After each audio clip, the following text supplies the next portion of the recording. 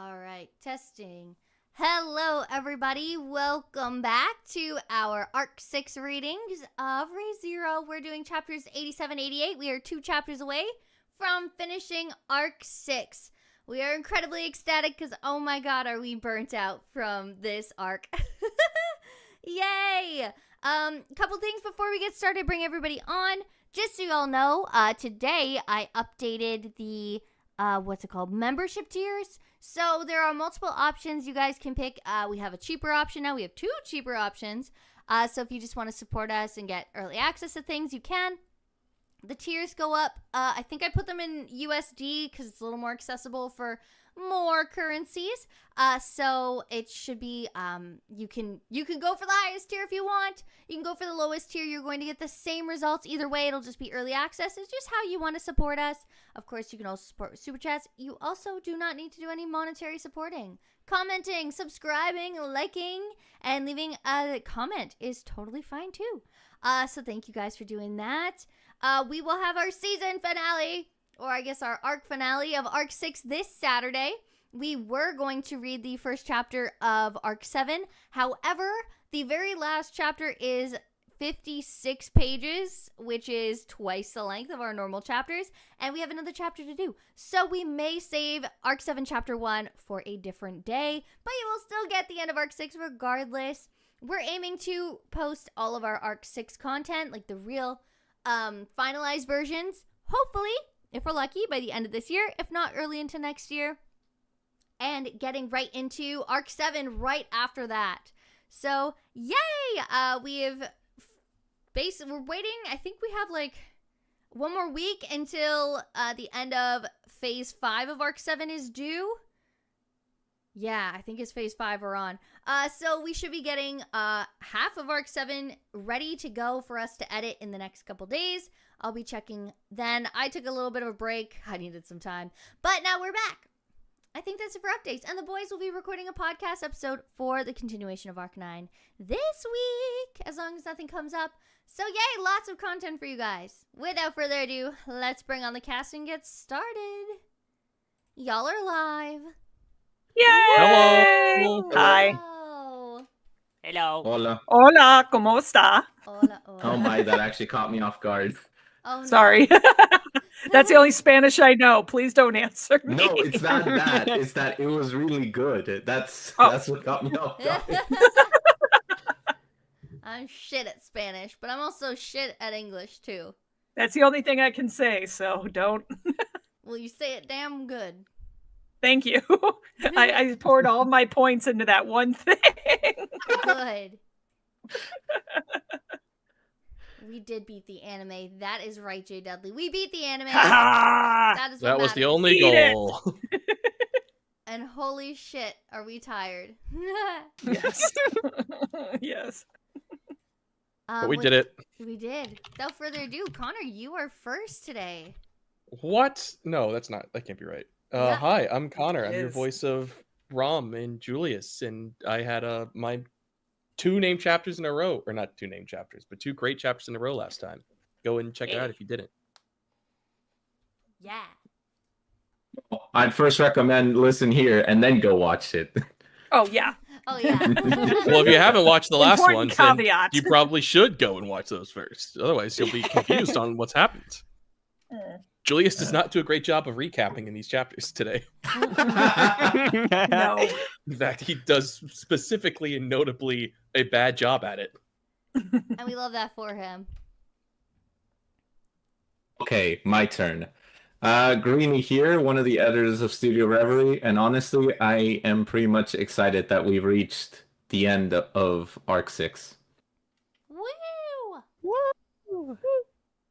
Hello, everyone. I am Carmen, another editor for Studio Reverie, as well as your melee stand-in Volcanica and now former Live Button Kaidos.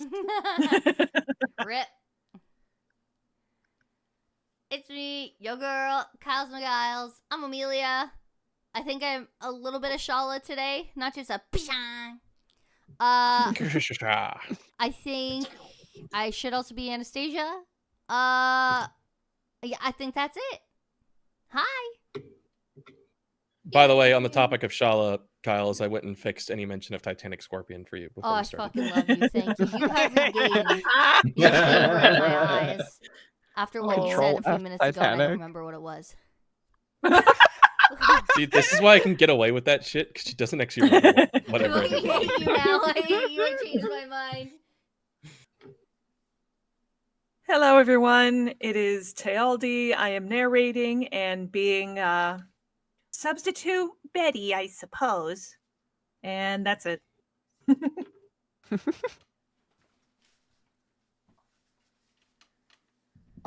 Hello everyone, Wolf here. I am your Subaru.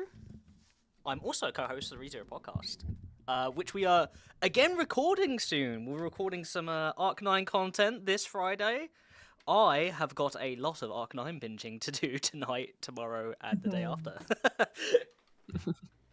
Fun was that? And apologies, I fixed his mic while he was speaking. Sorry. How dare you? I almost smashed you in the face. I Almost got noticed. Smash mouth. All you hear is a scream. And that's just a thud, then. Normal Subaru pain sounds, honestly. A thud and then Yeah. a pretty nasty crack. Boom. Dead. I will also not be doing that today. We're just gonna leave it silent. I gotta figure out how to do that noise. I think I'll just use a scorpion sound. It's probably for like Shala's monster. Yeah, that should not be a human voice. Yeah. That Bichon. was good. Well, Just don't do well- it. Oh, Let's That was grab the me. audio files from Oh. Fallout New Vegas. I'm sure someone's done them. Phenomenal. Just grab the rad scorpions. got to roll growling noises. Got it. Got it. You know, that reminds me, there's a company my sister is really bigging up for voice acting. I was excited. I messaged them, got information, found out they just do monster noises. And I was like, Oh, well. I don't Oh, think send I them my want to. Yeah, I should. You can go to Toronto. They're phenomenal for monster voices. I can barely even speak long enough, let alone a monster noise. How do you spell Betty's voice actor's name? Like the Betty that's covering today, Tealdi? Or Kiki? Poop Scoop? Sorry. You can't forget the senor. Senor Poop Very Scoop! important. Oh, yes. You Very will address important. them by their full title. That was not an answer, Senor Poop Scoop, but Tealdi, Either or? how do you spell Yes. your name is spelled T-A-E-A-L-D-I. Kiki is Yes. Kiki 484. Kiki D Hold 484. on. Hold on, I can fix something. It Oh, almost yeah, sounded Tealdi like can a type. rhyme. It's because that's the beginning are. of Hello. I the am here. rhyme from Daddy Daycare, where they're talking about like Oh, the yeah. vegetable stuff. Oh my gosh, is that where Was it's it like a- from? Yeah, BROCCOLI. I'm a broccoli and don't know why. TARRO and a T. Carrots are healthy for you and me. Why does it start to a cosmic horror? Yeah. Well, that doesn't even have the moans that are in the rest of the rhyme. Oh god. Oh, what the No. oh, I don't like those two words put together in the same sentence. Yeah, not for a children's cereal. It's not great. La, la, la, There's a reason they la, quit their la, jobs. La, la. And I gave you the mod role. You're welcome, Tealdi. Oh, thank you. I give it. I to have no everybody idea on what to do Reverie. with this newfound power. Abuse Yay! it. It just isolates you from the rest. Highlights your Oh. name. Yeah. I like isolation. You'll get a wrench. Me Ooh. too. We don't have Al today to get us fully off topic, so it feels kind of quiet. Oh, there it is. I am now a standard moderator. Thank you. You're Yay. welcome. I never read chat, so That's okay. I just I kind of give have it the to stream everyone when- open to bump those watch numbers. Big number go up. Number go up. Alright. Since we had our numbers destroyed from being copyright struck for 37 videos thanks to our opening sounds, some of our viewership has dropped, so feel free to smash that bell icon if you want notifications whenever we go live. Ling-a-ling-a-ling. Also, a lot of our community are anime only, so that also explains shit. Fair enough. Oh, wee. Without further ado, Shall we get started, everybody? We got a long night ahead of us. Hi. Yeah. Bye. In the mines we must go. To the mines. Diggy, diggy, dig a In this hole. first chapter. All right. Oh, don't wait, think so. hold up. You're not in this one? Okay, let's do a quick switch because I think Betty has more in 87. Yeah, it's 14 in this one versus 9 in the next. Trade deal. Perfect. Okay, Taylor, you're going to do 88. Connor, you'll do 87 because Connor is Got it. absent. And this one makes sense. You had 2 named chapters in a row. Fuck you.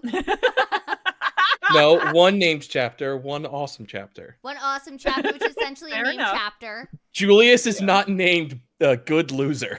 He is a I good mean, loser. I don't know. In Subaru's head, he is. No, in Subaru's head, he's a terrible winner, and you know that. Yeah. Okay, fair. The loser in that relationship is not Julius. Yeah. Damn. Am I wrong? You gonna deny that? He's not wrong. My brain went to clear obscure, so I gave up. Sorry. It's okay. It's been I my put I on did start ambience hearing or the else I Claire would be Obscure humming and got very completely confused for a second. I was like, where am I? I want you all to know in my isolation, I have written 6 videos for a video series just on Claire Obscure.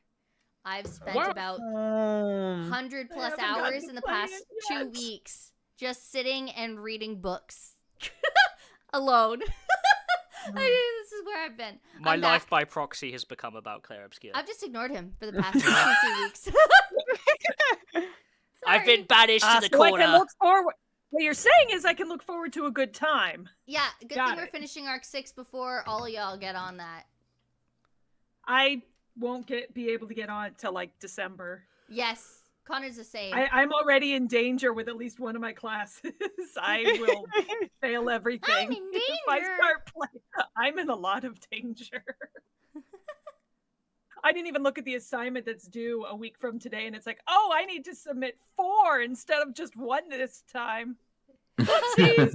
Let's go. Quadruple the work and quadruple the fun. Chilled, yes, I completed the entire game. It was too hard to play because I actually wanted to enjoy it on stream. I almost finished my second replay. I'm doing all like the extra content. I learned how to parry dodge Nice. Lumina's and Pictos, so I figured it out. It took a while. Okay, I'm delaying. Let's get Minion number 3 absolutely loves Monoko's theme song. Monoko's theme is He listens to it every morning before school. He Wow, puts it wow, on. wow. Wow, wow, wow, wow. Bow, Bow, wow, wow. wow, wow. Could you imagine Bow, that wow, we wow. could be like that? We couldn't, because they somehow got funding. but they're a team of just under 40. So there you go. Nice. It's doable. All right. Oh, Connor is muted for a second. Oh, never mind. We're gonna delay for a few more minutes. Connor, Yep, that's speak. why I was. That's Thank why I was for doing that. it. Where's Al when you need him? I know. The Well, white noise. shit. What's Oh, I will say. Also, by proxy, listening to that, Minion number 2 is now a lot more enthusiastic about playing the saxophone. Yay! I've Hell literally been yeah. debating getting back on it and going to physio just to play that tune, Yeah, nice. as well as Giorno's theme. Yeah. My jaw will be forfeit because I have arthritis. If they Arthritis. make an accessible mouthpiece for the saxophone, you better believe I'd be playing tomorrow. Oh, absolutely, yeah. Rip Chase's ears. Wait a minute. Isekai Quartet comes out on the 13th of this month? What the heck? Hey, y'all. Mm-hmm. I gotta catch up Wait, with Isekai season Quartet 2. is back again? Yeah. Yeah. Yeah, season 3 is coming this month. Oh my god. What That's probably why Yay. they're moving ahead. what Isekai are they adding now? They always add new ones for each Eminence. season. Oh my god, they're adding Oh. evidence. There's a phenomenal mix of Rem's eulogy and Eminence and Shadow theme. It's so fucking good. Ooh, I used it in a video for us. nice. Also, by the way, I'd like to let everyone know This is just theory. It's not confirmed. But we have a theory that season 3 will air. No, season 4 will air. Spring 2024. Nope, 2026. 2024. Wow. Sick. Numbers are hard. to Man, I say. It's in time. can't wait. Woo! I can't wait Spring! for Arc 5. Spring I can't wait. What are they doing for Stella? Oh, Do you think we'll do a yeah. Korea Down chapter towards the new justice? era. Anyways. Wow, they're gonna beat us before we even started. As I was Sons trying of to bitches. say before I fucked up. I think season 4 will be out for spring of 2026 because we got struck again on certain OSTs that were unstruck. So they usually do it about a season before it comes out. So if we're right, fuck yeah, tune in to us. We'll let you know when it airs.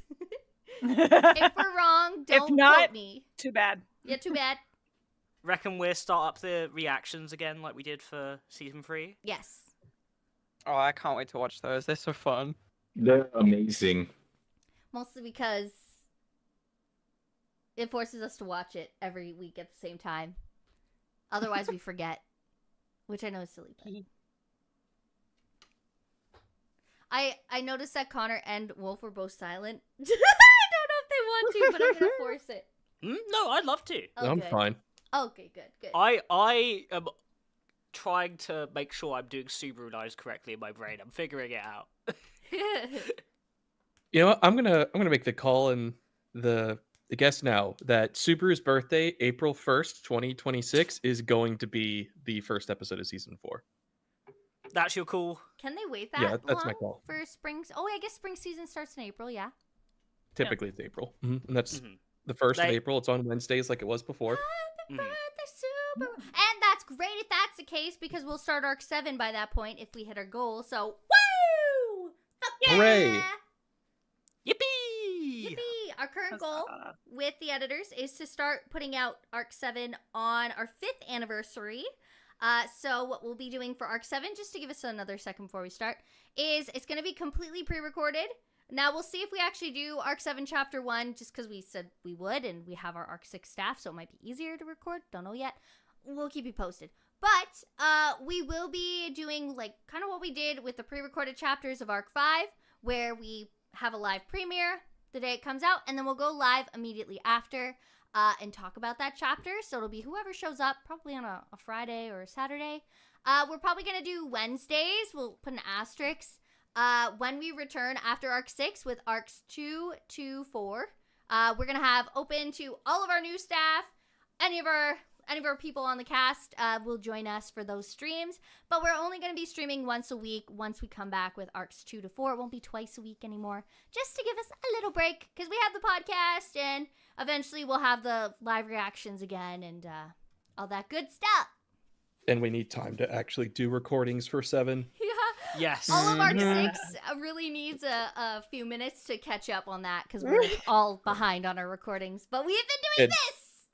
Sorry. 7, unfortunately, we cannot just grab everyone that's in the chapters and pull them in every week with only like 1 or No. 2 substitutions. Yeah, the it whole has to time. be pre-recorded, which means Yeah. unfortunately you don't get the same live experience to pre-recorded pipeline that we're kind of doing for Arc 6, but it ends up 71 working out. named characters. Yeah. Senor we Boobs. have a lot of work to do. I also like for anyone who hasn't read Arc 7 and is waiting for our readings to come out or is waiting to see it animated, it is very long and there's a lot of Subaru recordings to do. So Yes. there's gonna be hours upon hours of me in the booth recording for it. Mhm. Thank you, Senor Poof Scoop. Big Thank shout you out to so Tealdi much. there, and thank you so Yeah. much, Chilled, as well. Thank you so much. Thank That's you. a whole character commission right there. That Done, is. done. Merci Thank you so much, beaucoup. everyone. Taildy is one of our favorite voice actors too. Yes. Aw. She contains Thank you. multitudes. We do love her. I do. Also, hello, Linda. Welcome. Not just voices, but noises as well. It's a surprise every time.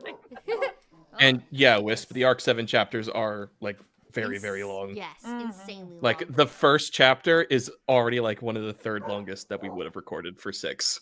Yeah. Mm-hmm. I'm going to be starting on background soon. As of right now, I will be our character artist because I am essentially just going to take what already exists from the web novel, but I will be designing the backgrounds myself based on the web novel art. Oh, thank you so much, Jay Dudley. Aw. Appreciate it. Thank you. So as I get those out, if you are a member, I will be posting the backgrounds for all of our members to see. You guys can give me your input if you need anything changed, if you want that.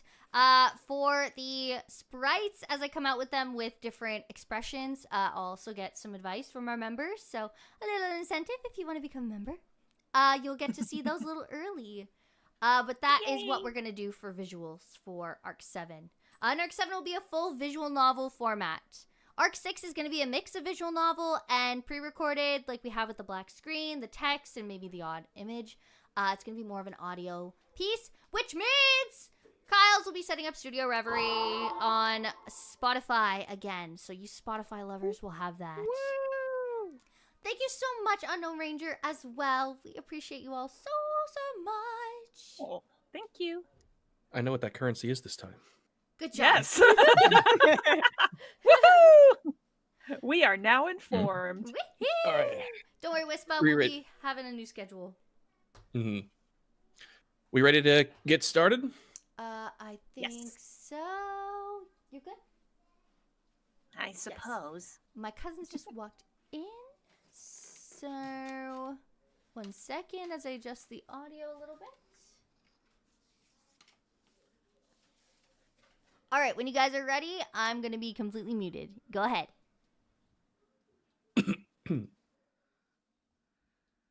Arc 6, Chapter 87. Distant Regard. Her head swayed from left to right rather violently. She slowly came to notice someone was carrying her like luggage, and this someone was running as if their life depended on it. Not that it was particularly her first time being carried like this, no. To say she was actually used to it would be an exaggeration. It'd be much more apt to say she'd experienced being lugged around like a suitcase very often, though the fault for that lay in her partner, who had little consideration to spare for her. Stop shaking me so much, Elsa! Regardless of how many times she came to request so, they would fall on deaf ears. Yet nevertheless, she found it hard to describe her relationship with her. Calling her an accomplice or partner was difficult, as this relationship lacked the foundation of trust required, and the two were nearly not close enough for her to call Elsa her sister or mother. Calling her a friend felt strange, as that was definitely not what their relationship was like, but calling her an acquaintance was just as difficult, as they were not strangers to one another. So Melee had always sunk into deep thought over this. What kind of relationship had they truly had? What had Elsa seen herself as to Melee? Come on! Stop shaking me so much! Voicing her complaints mattered little, but saying nothing at all felt like she had resigned herself, so she could let herself up either. Thus she kept speaking up, even if her words would not be heard. Nay, she at least tried to speak up. As if coating her words, some hot liquid flowed out of her mouth before she could speak. Her first thought was that her breakfast was flowing out of her mouth, but that was incorrect. It was blood, deep red in color, gushing out from the depths of her tiny body. She won't stop bleeding, damn it! Baeko! What should be done?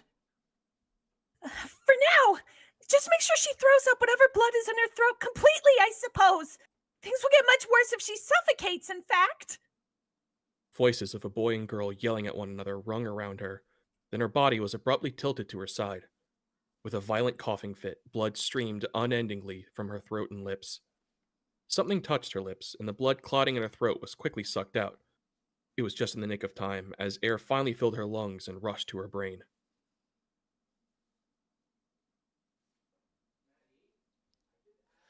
Phew. Alright. She's breathing again. Baeko, hit her with some healing. Understood, I suppose. But we can't keep doing this over and over, in fact. I get that! I pushed Melee too far. This is on me. I'll pay my dues. Melee realized there was some shouting going on above her, but from the moment she could breathe, her mind and body became too heavy to make anything out. No, that couldn't have been the case. She must have been tired all along. It was only that the body perceived that its biggest danger was gone, so her consciousness could finally focus on other functions. She could finally feel exactly how bad the damage she had incurred was. Her hands and feet were limp and her head spun. She had thrown up close to 3 cups worth of blood.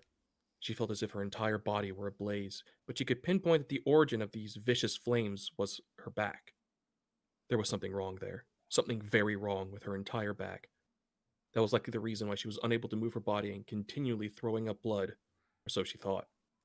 The two shouting on top of her, what she had been doing right before this, all of it was vague and foggy. Yet, even in her world of fog and mist, she could make out something distinct. Indeed, that was... Promise. She could make out the distinct silhouette of a promise. A promise she had exchanged with someone.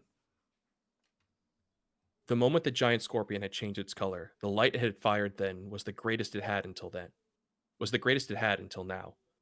The swelling, bright, white light scattered in all directions, turning numerous aflame-hungry horse kings aiming for its crimson hide to dust, sending ripples across the sea of sand. Of course, neither Subaru nor Beatrice could avoid being caught up in the destruction, but Melee had borne the worst of it all. Having to command the witch beasts had led her to overextend herself, so when the Crimson Scorpion unleashed its counterattack, she had been caught within its vicious aftermath. The only silver lining was she had escaped being skewered by needles of light. Should she have been so much as scraped by one, her tiny body would, assuredly, have been vaporized. However, even if that had not come to pass, it still remained true that she had been hit directly by a blast strong enough to part and ripple the sea of sand. That alone was enough to deal near fatal damage. Melee! At the time Subaru and Beatrice rushed to get her collapsed body on the sand, she had been in an awful state when... Perhaps she had been in an awful state then. Perhaps she had curled up at the last moment. The most major of her injuries were on her back. With her black cloak blown off by the blast, her marred skin lay bare under burnt cloth. Faced with her charred and lacerated skin in front of her eyes, his vision wavered for a moment. However, What on earth am I here for? latching onto his consciousness with a balled fist, he called forth the power hidden within him. Corleonis was already active, the power that allowed him to shoulder the pains and burdens his companions felt. He increased its flow from Melee to him, allowing him to take on almost all of the pain Melee felt from her near-fatal injury. Naturally, it would be unwise to take on all of her pain. If it were to cause him to collapse, the consequences would be unforeseeably great. Thus, he took on the greatest of portion he could manage without fainting. But I'm still good. I can take it. Right. Natsuki Subaru. were it his previous self here, he would possibly have lost both his composure and his heart, ending in an unsightly show of disgrace. However, Subaru understood well what it meant to go down the path of Natsuki Subaru. He knew what purpose his existence served, naturally, but he also knew that there were some things he alone could accomplish. Therefore, Amelia-tan and Julius seem to be doing just fine. Echidna, Patricia, and Rem seem to be safe too. he looked to the presence of his companions fighting their battles within the tower, confirming to himself their statuses. While Amelia's disappearance gnawed away at him, he also felt concern about Julius's status during his battle with Reed. Even Echidna and Patrichet's location within the tower filled him with anxiety, but in the end, he decided to put his faith in all of them. Instead, he turned his attention to Rom and to Melee, who lay right in front of his eyes. Immediately after Melee's burden of pain began flooding into him, Subaru groaned, his viscera on fire. In truth, taking on Rom's strain was exhausting already. Taking on Melee's burden of near-death pain was akin to suicide.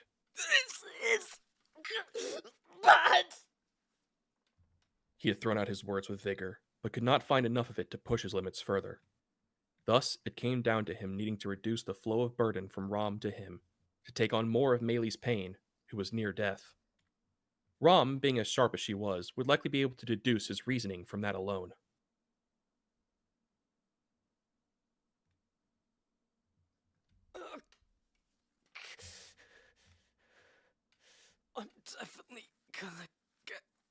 order later. You in this state after saying such big things? You are Barasu after all. As that all too possible image of Rom flashed through his mind, Subaru endured the unpleasant, bitter taste of blood.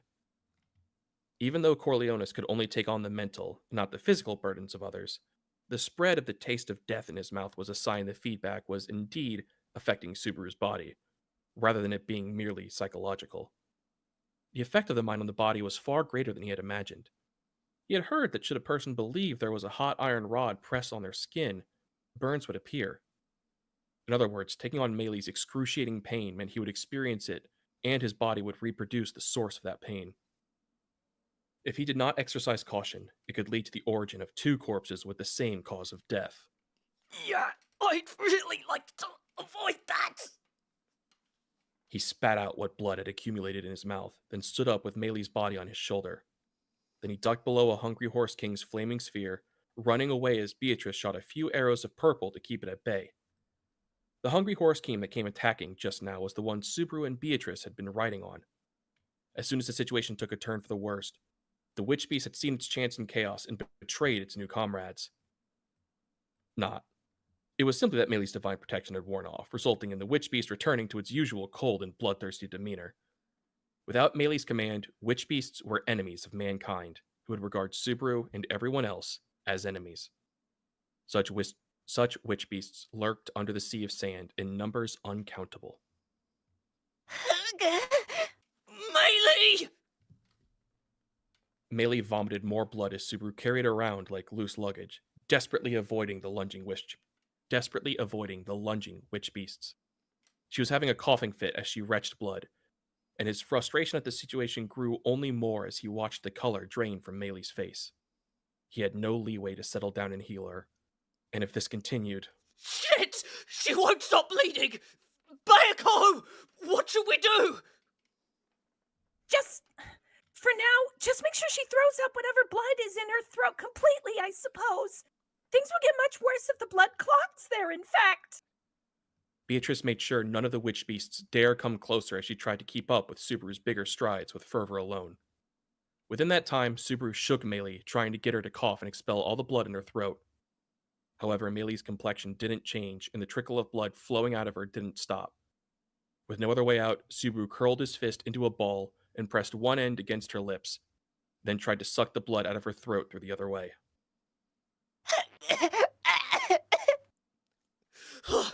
Phew! Alright, she's breathing again! Bayako! Hit her with some healing! Understood, I suppose. But we can't keep doing this over and over, in fact. I get that! I pushed Meili too far. This is on me. I'll pay my dues. Though, to be precise, Subaru had already been paying his dues for his mistake. Even after he stopped taking a part of the burden he had been taking from Rom, he was still beginning to turn pale himself. It would all depend on how much more time he could get this way. No! This is where I got to push harder. Can't even call myself a man if I can't. Yeah, I suppose. His teeth clenched, Subaru ran with Meili in his arms as the effects of his authority spread throughout his body. At that moment, Beatrice suddenly jumped and latched onto his head. Startled at this unexpected event, but regardless, Subaru ended up giving Beatrice an awkward piggyback. Of course, Beatrice weighed as much as a ball of cotton, so that didn't hinder his escape. Subaru, stop trying to shoulder everything by yourself, in fact. We are Aikata, Subaru and Betty both. Meili is our friend too, I suppose. Subaru, you're not the only one who wishes to help, in fact. Pressing her tiny hands on Subaru's head, Beatrice softly voiced her appeal. With Subaru becoming silent after hearing that, Beatrice moved her hand across towards Meili and cast her gentle healing magic. Slowly, warm light filled her body, and in proxy, Subaru's as well. Beatrice, too, was concerned for her friends. He could feel that her emotions came through the warm light.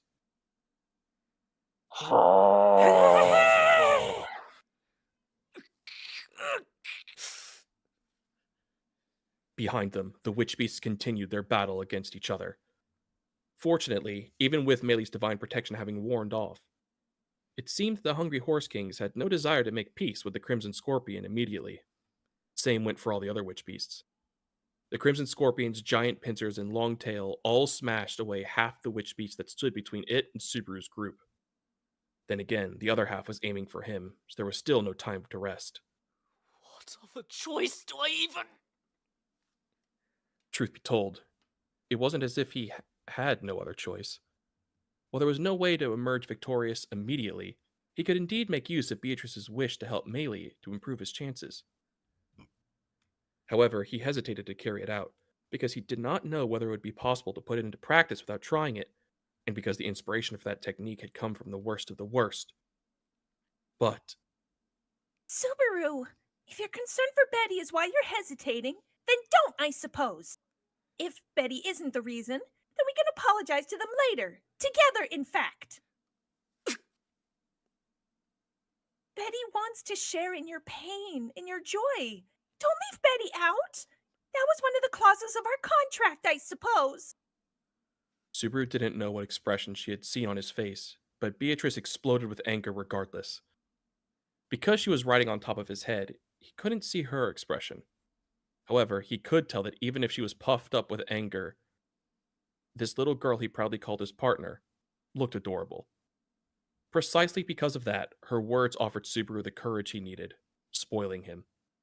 He had no room for hesitation. His very reason for his hesitation, his partner herself had declared there was no need. Henceforth, I love you, Bearco.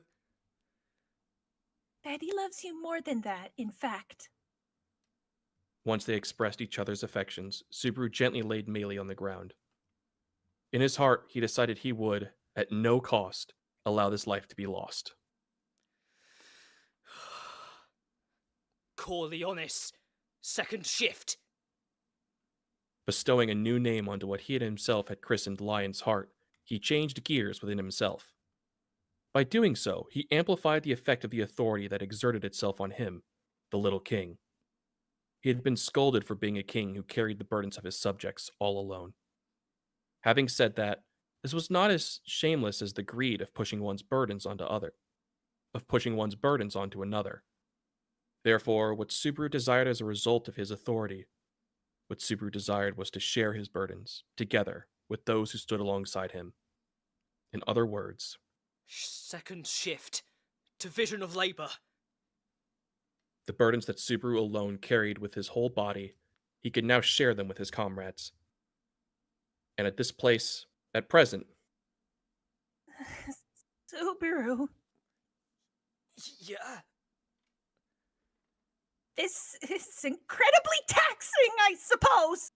What? Yeah, it's super taxing! with that, the second level of Corleonis was activated, and the burden he carried was shared with Beatrice. Half would not do. He could only spare half of that half, but even so, that alone made the load on Subaru much lighter. On the other hand, Beatrice's face turned pale as she took on the burden he shared. She yelled to mask her pain, and Subaru returned her thought the same way. It was taxing. It was painful. He wanted to stop her right away. To hell with playing pretend king, taking on everyone's burdens. Therefore, this little king could stand up only because there were others willing to support him in his endeavors. By the way, this pain I'm splitting, I won't give you that much. I'm very sorry. Having shared his burden with Beatrice, Subaru turned his attention to the Crimson Scorpion as Beatrice continued treating Melee from his back. Its true identity was Shala. Even now he could feel his existence connected to hers through Corleonis, though a faint but large light. Yet, unfortunate as it was, Subaru could not simply dump the burden he and Beatrice shared and carried onto the Crimson Scorpion, likely because it possessed neither the will to wish for nor accept that burden. Only those who wished to support this little king could share in his burden. Indeed, a truly easy to understand, inflexible power. For that reason, he could not become too full of pride. Because he would never forget that he could stand straight only because there was someone there supporting him. Bayako! Think what your hands are doing other things! That's too tall an order, in fact. He had requested for her hands to tend to Melee, healing her, while her mind would race to think on what to do next to escape the precarious situation. Because the Crimson Scorpion's tail had lit aglow once more with white light, its malice aimed at Subaru's party. E-M-M! His one-time trump card, their magic of absolute invincibility, was flushed away, and the subsequent shockwave swallowed the three whole. The happenings below the clouds were not conveyed to Amelia, who was above the clouds. But, identical to her comrades fighting with their lives on the line, upon finally passing through a fierce battle, Amelia had finally stepped foot in that place. She had made her way to the utmost stratum of Pleiades' watchtower, further above the first floor, the summit in the truest sense. In the location she had reached via the sacrifice of multiple ice warriors, what Amelia laid her eyes upon at the base of the central pillar was a black monolith positioned there. The monolith itself appeared to be identical to the one she had seen during the course of the third floor's examination. What was different was that the monolith was not levitating, and the presence of an eye-catching feature at its surface, which was supposed to be completely flat. That was Someone's handprints? Having rounded her amethyst eyes, in Amelia's field of vision were multiple handprints imprinted onto its surface. 6 in total, handprints of differing men and women. It could be understood by the size of the palms or the thickness of the fingers that all of them were the hands of different humans. But since those personages had gone out of their way to leave their handprints together like this, it was unmistakable that they were on close terms with each other and were people connected to this watchtower. Could it be Shala's master or Raid? That was all Amelia could think of when she pondered about people connected to the watchtower. Volcanica was also present, but the handprints present here all belonged to humans, so it did not seem that any of his traces as a dragon had been left behind. Thus, Amelia could only think of 2 amongst 6 of the people concerning the handprints. Huh? Wait, this is... Having thought that far, Amelia felt a sense of discomfort by one of the handprints. Amidst the 6, there was one positioned slightly at one end. Though next to it was a handprint of approximately the same size, the 2 handprints positioned at one end were evidently similar. Perhaps because solely these 2 were handprints of women. And what had drawn Amelia's attention was one of the handprints, that being... This handprint is mine. Whilst furrowing her eyebrows, Amelia whispered as she looked down onto her right hand. Though that would be odd, she did not feel it to be so. It seemed one of the handprints printed onto this monolith was her own.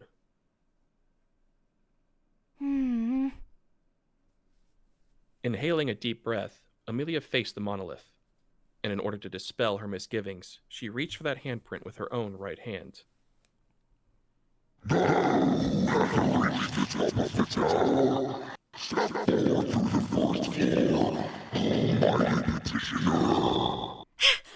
came back? An instant prior to her touching the monolith, Amelia turned towards the unsparing voice descending from above.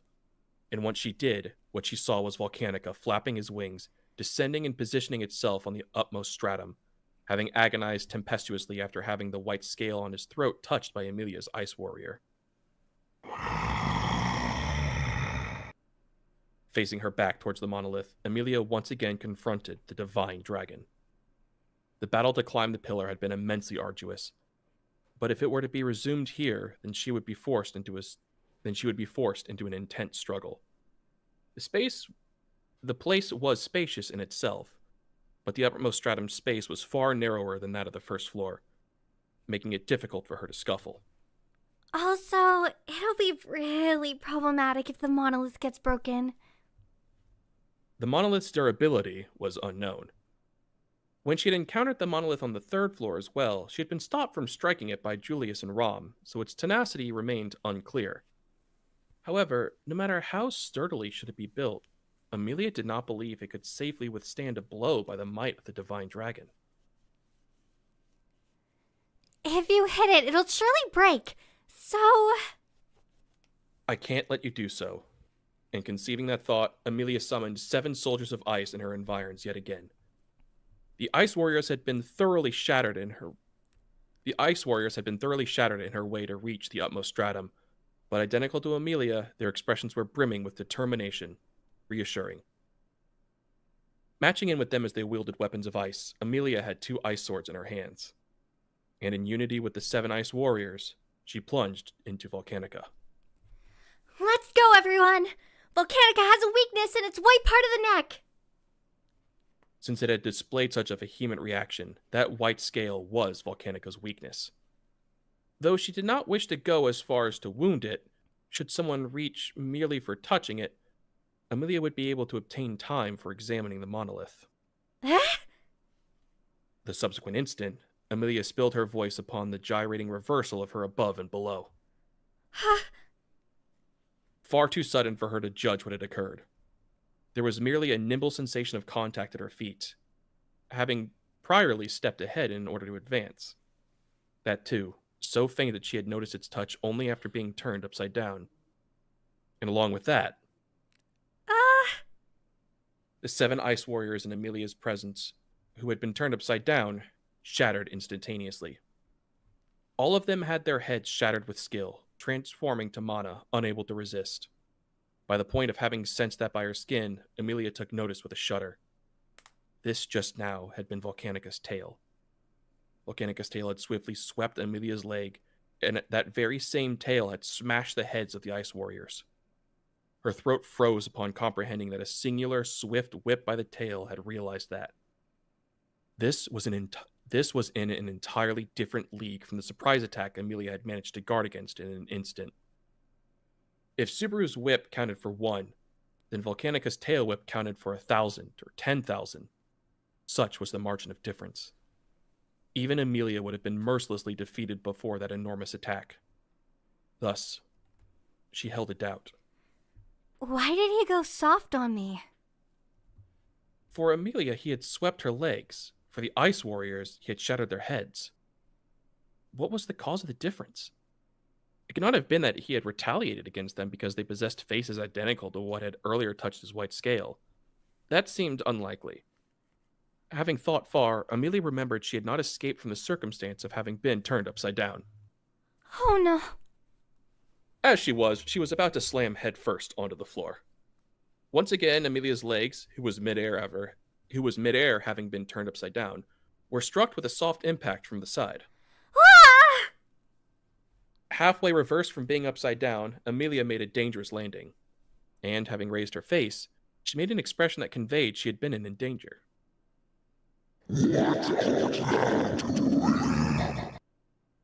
Pronouncing so was the form of the divine dragon, his face pointing towards Amelia's gaze. That was quite literally ahead of her eyes and nose. So close that should Amelia inch her face forward, even a little, she would touch that rock-hard, robust skin and nose. For the dragon's face to be at this distance itself was enough to astonish Amelia. However, what bewildered her furthermore was... You're saying something different from what you've been constantly repeating earlier! Did you return to sanity? Then can you talk about stuff with me? Like about the examination, or about changing the established rules of this watchtower. There's a lot of stuff I need to discuss. Amelia vocalized rapidly, having found hope in Volcanica's condition. If the divine dragon whom she had thought had become senile had been restored, she could once again converse regarding the examinations. Hence, it would not be necessary for her to forcefully resort to violent measures. Hey! Please speak!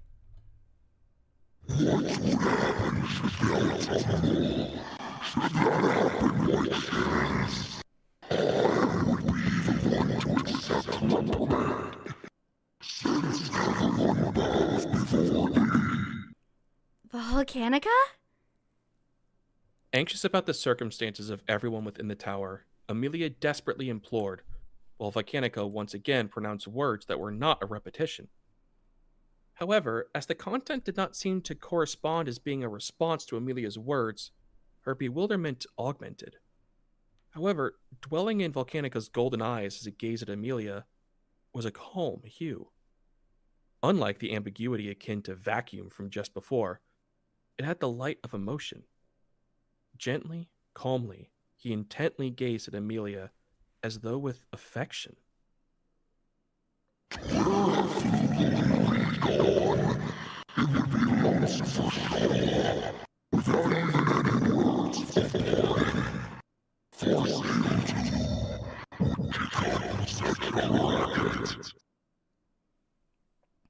Huh?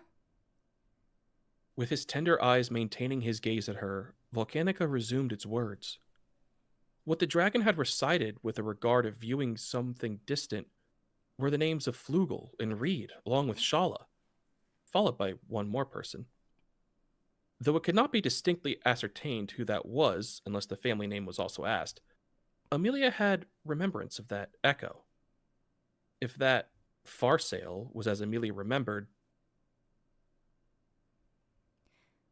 Farsail. You mean Farsail Lagunica? The king from 400 years ago? that was a personage whose name would be brought up on countless instances in books she had studied for the royal selection.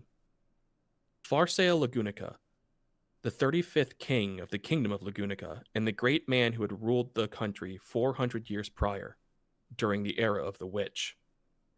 And having forged the covenant with none other than the divine dragon Volcanica, the last Lion King had etched the first step of a long-standing prosperity of the kingdom of Lagunica. Huh? Amelia immediately turned her gaze towards the monolith behind. The handprints of 6 people. If Volcanica's words were not unrelated, then could 3 of the people of the handprints be Flugel, Reed, and Farsail? The remaining 3 people were unknown, but one, though unconfirmed, seemingly matched Amelia's handprint. The remaining ones were of a man and woman each, likely. Then, could the woman's handprint be Shala's? That seemed to be the likeliest possibility. The identity of the final male handprint was unknown, but something of the sort would be enough to make her calm down. As ever, the greatest issue at present was the fact that there was a handprint of her own, which she was unfamiliar with. Could it be I have forgotten about something? Aside from Mother and everyone else from the forest? As she started to question it, Amelia realized she herself had a past wherein she had lidded her memories by herself. Even so, she was aware that due to the existence of the Sin Archbishop of Gluttony, memories and names could become a complete mess. Could it perhaps be that though Amelia had once casually come here and imprinted her handprint, she had now simply forgotten about it? No. Whatever circumstance it may be, that can't be the case. Though, if Puck were here, I could have somehow gotten to know if I had come here. I'm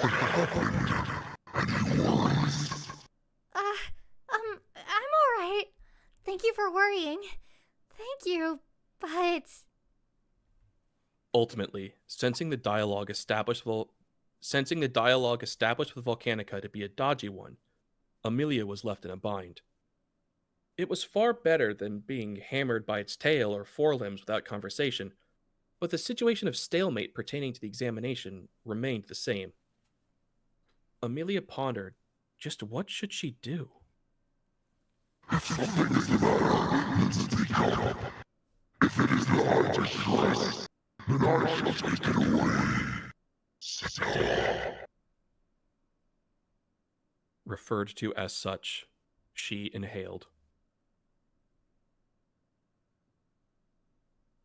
Satella. This was not her first time being referred to as so.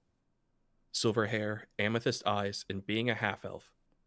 Those were the traits Amelia possessed, and upon looking at her, copious humans living in this world would associate her with the existence identical to her own.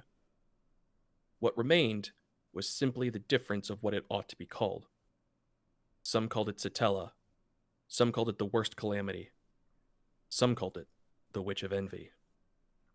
Thus, someone referring to Amelia as such was no surprise.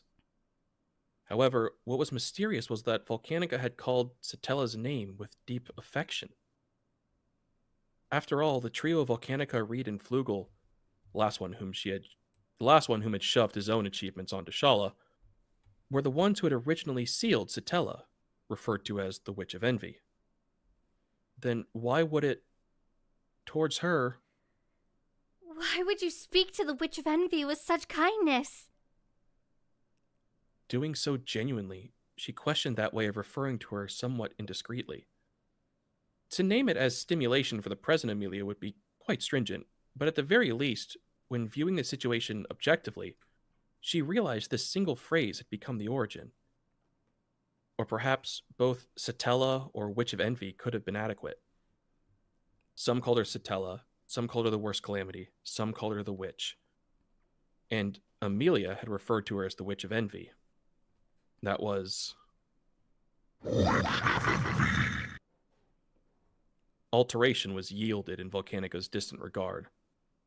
Volcanica's golden eyes, the change born therein was dramatic. Without moving, the dragon's head staring at Amelia was immediately ahead of her eyes and nose. Henceforth, capturing the extent of that alteration from up close, Amelia felt chills run through her entire body. She had a hunch that the change was an unfavorable one.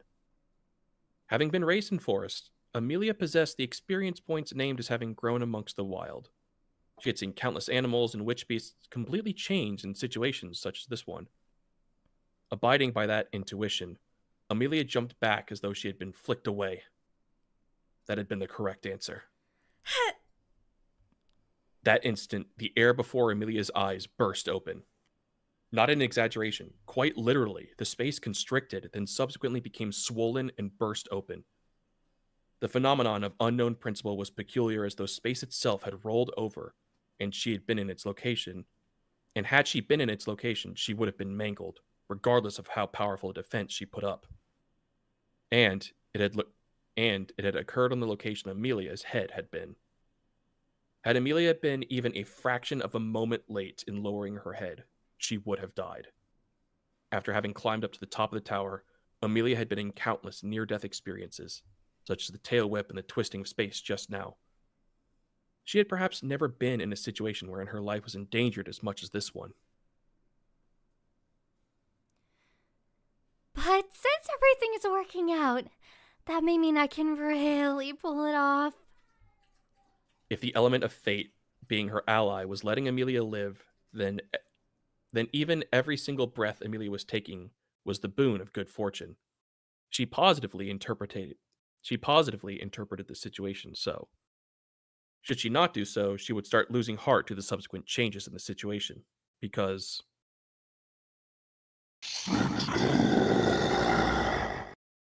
Having spread his wings once again, Volcanico was directing definite animosity towards this side. Observing that, Amelia responded to the desire to stamp her feet. Just after she had thought Volcanica had seemingly returned to lucidity, it had now regressed. In fact, unlike his earlier seemingly half asleep state, he appeared to have greater determination than when it had been senile. Icicle line. Thus, Amelia liberated her magical strength with determined conviction, without holding back. The atmosphere icily fissured, and slowly gave rise to white haze.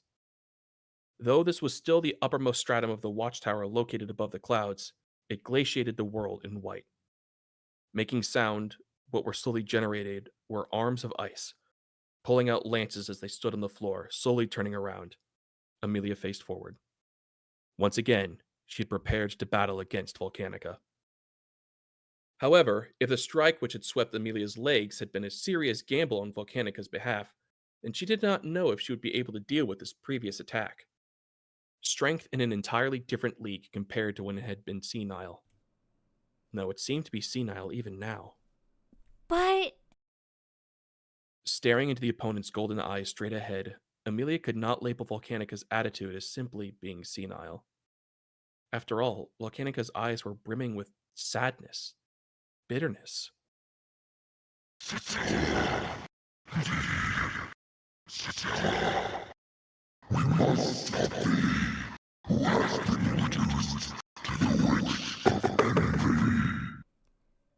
Were you close friends? Not thee. I should not have hesitated. Not thee. Had I not hesitated, everyone would have. No response to her question. However, Volcanica's trembling voice itself seemed as though the answer. The lamenting dragon took a deep inhale, and once again came the breath that scorched the world white. Prior to that, Amelia must step ahead and strike that white scale. Should she fail to do so, Amelia, and naturally everyone else as well, would be beyond saving. Subaru, Beatrice, Ram, Haley, Patrashchan, Echidna, Julius, Anastasia-san. She thought of everyone who had come to this tower and had suffered. Everyone whom she must save. Everyone who had their sights set on the same goal as her. By doing so, unknown strength welled up in the depths of Amelia's chest.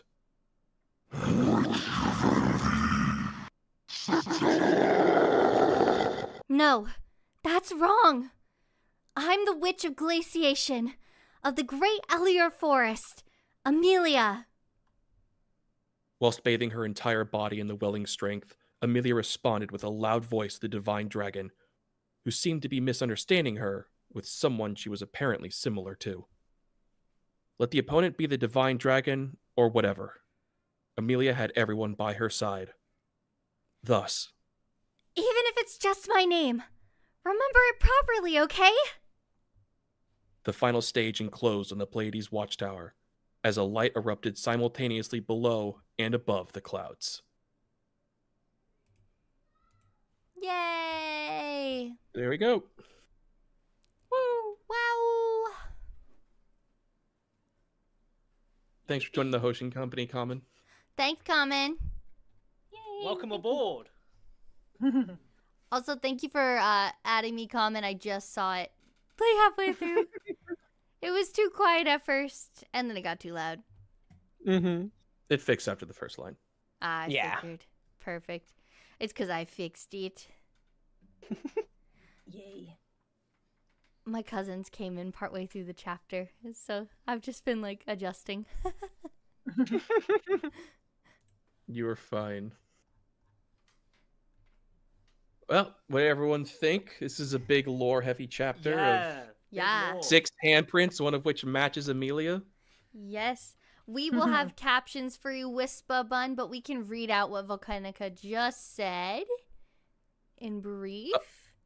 Yes, Volcanica was stating that he recognizes her as Amelia, as a Satella, and saying that you've been reduced to the Witch of Envy. Back then, I shouldn't have hesitated. If I hadn't hesitated, then everyone else would not have. Otherwise, he was just acting like, why are you being so clumsy? If you had fallen, then everyone would be upset. Mhm. Very sad dragon trying to kill what is presumably his friend. Mhm. Yeah. Sad Dragon.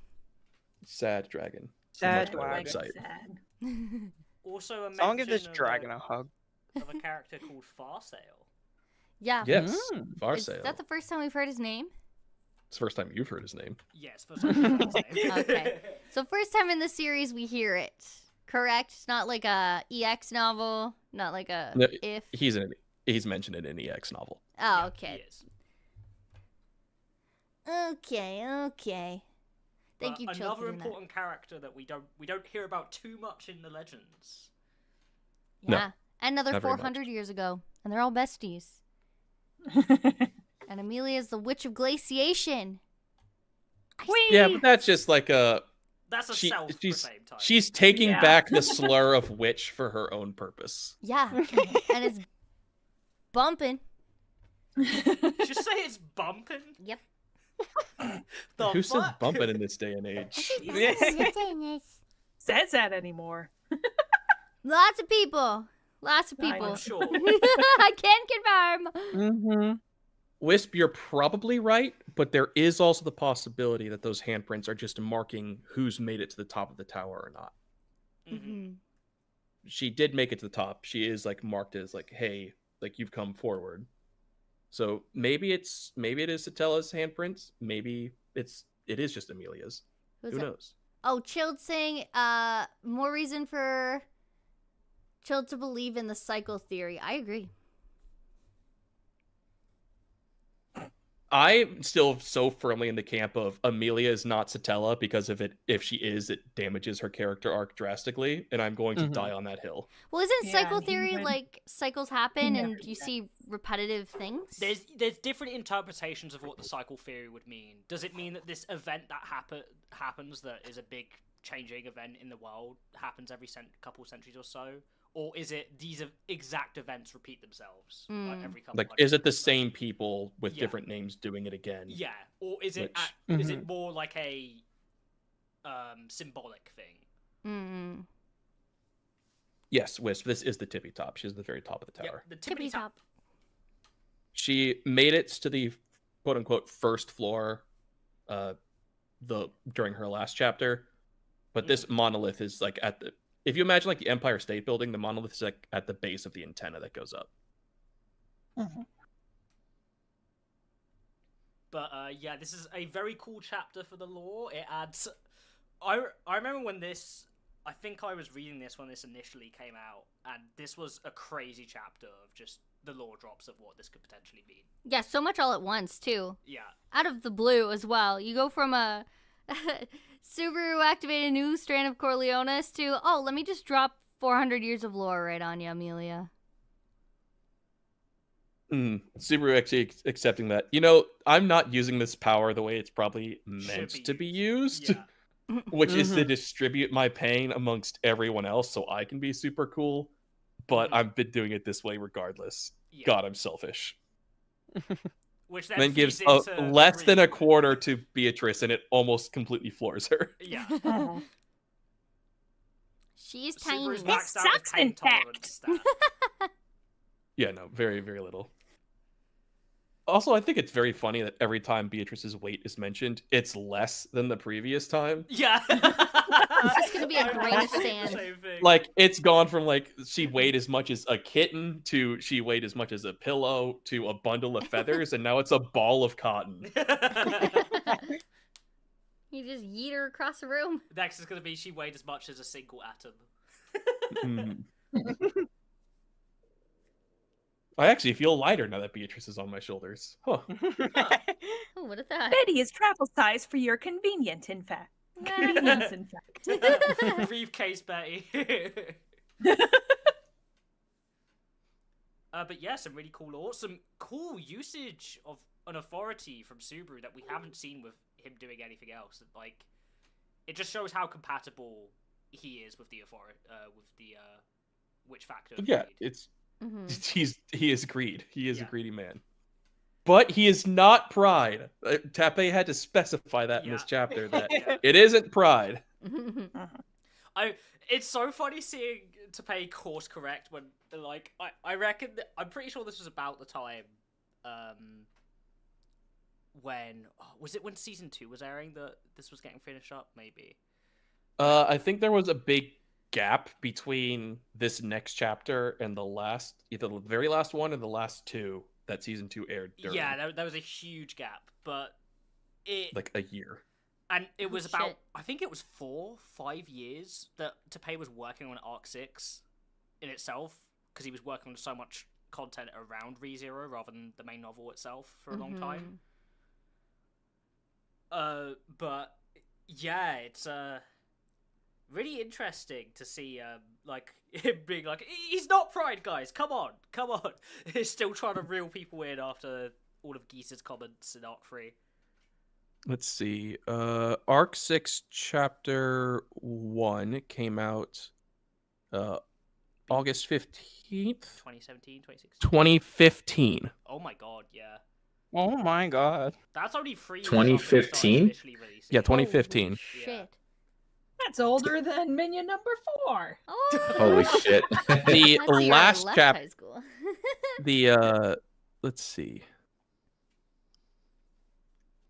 Well, no, this doesn't look like there's actually I thought there was a bigger gap here.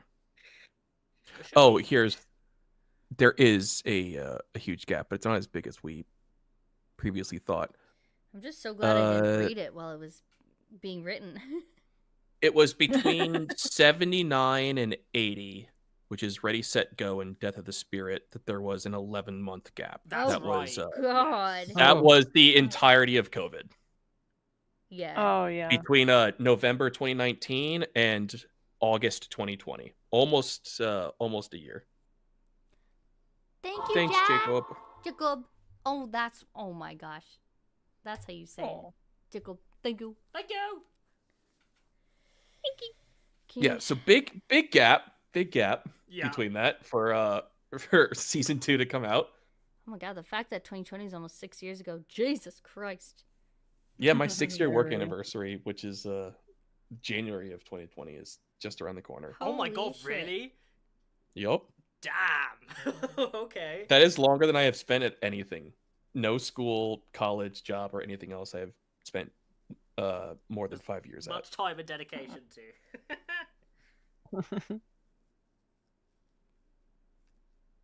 Yeah, I was still an anime noob in season 1 of ReZero Wispa Like, I'd seen 4, maybe, and one of them was Pokemon and Yu-Gi-Oh! Do you know, funnily enough, I think ReZero was like my 5th anime that I ever watched. But I watched it in dub. And this is the point of the time when the dub only had 12 episodes out of season 1. I don't know if anyone else remembers this point in time. Damn. But season 1 was obviously not a simuldub. And they did a whole different section of production for each part of it. So the way Jesus. I experienced ReZero was so scuffed because I watched the first part in dub, so first 12 episodes, and then I read the light novels up to what was the light novel in English at that time? I think it was 7 or 8. And then what happened is I had to watch the last 2 episodes of the anime in sub, so I could then read arc 4 of the web novel. Yes, because season 1 passed the light novels. Yes, exactly. Yeah, Mhm. that's what happened. So, yeah, it was a crazy way to experience it all, but I got to experience all of it, so it was fun in a weird way. The continuity differences did confuse me for a while, though. I won't lie. All right, y'all. You ready for this next chapter? Yes. Yes. We. It's crazy that all of this is still shorter than what we're gonna deal with on Saturday. Don't think about it. That's future problem. That's not current problem. That is true, Liliana Maybe do chapters. think about it a little bit because I just found out what happens when you leave stuff for future you. Pass me Yay! in the pants. Okay. Can't make Okay. it the whole Fair time. enough. You keep us posted. Yeah, it'll be all right. Huh? Sleep is going to be a myth, though. Sleeps for the weak. No one's ever heard of this slip you speak of. All right. Everybody ready? Arc Everybody 6. Oh, sorry. No, Yes, it's okay. sorry. I didn't ask. No, you got me. I didn't even ask. I was just like, okay, well, buckle up, bitches. We're going. Y'all was ready. Just instantly start. Actually, all we need are you, Common, and Wolf, and I'm pretty sure all 3 of you are good. Okay, ignore me. Keep going. All right. I'm in these chapters. Yeah, Are you're you in this There's chapter. 3 paragraphs? No. No. Exactly. All right. Arc 6, Chapter 88. I Ask Thy Will. Below the clouds, approximately at the same time as a light broke out above the clouds. The 2 battlefields, parted by thick clouds, and most of all, a great distance, should there be anyone who could observe the both of them at the same time, then that would be nobody but an outside spectator to the world. The battles for the capture of the Pleiades Watchtower were finally entering their finale. That situation was... Whoa! The struck ground of sand imploded, and amidst the clouds of dust and shockwaves, Subaru shouted at the top of his lungs. The destructive force assailing upon his entire body possessed excessive might that could splinter him into fragments. Yet, the reason why Subaru had not been reduced to pieces... E-M-M! One of the 3 original magic spells Subaru and Beatrice had devised. To be given a broader explanation, it was magic of absolute defense, of the kind that stopped the flow of time of Subaru and Beatrice's flesh bodies, which would thus take no external effect. We got so hyped when we first devised it, but because the guy who used a similar ability was just the worst, whenever it's used, it feels like using a last resort for survival that I'd never otherwise use! That issue has already been spoken about, in fact. Betty has already decided to close her eyes, I suppose. Hearing Subaru's cries, Beatrice, being lugged on his shoulder, yelled so. The ability of invincibility, held by the Sin Archbishop of Greed, Regulus Corneas, was potent might befitting of a being labeled as being backward compatible with this EMM. Though its user had been the worst, its practical usage was outstanding, at a level which they should be aiming for, yet a territory they did not wish to reach. That would mean having a guy who's nauseating to even think of as reference! Living by eating experiences was something he had heard oftentimes. Finding that by itself reminiscent of thin archbishops of gluttony, thinking of them as a bunch who would pose as obstacles in all ways left and right, Subaru found himself fed up with it from the bottom of his heart. But without that, it would not be possible for him to protect himself, or Beatrice and Maylie in the first place.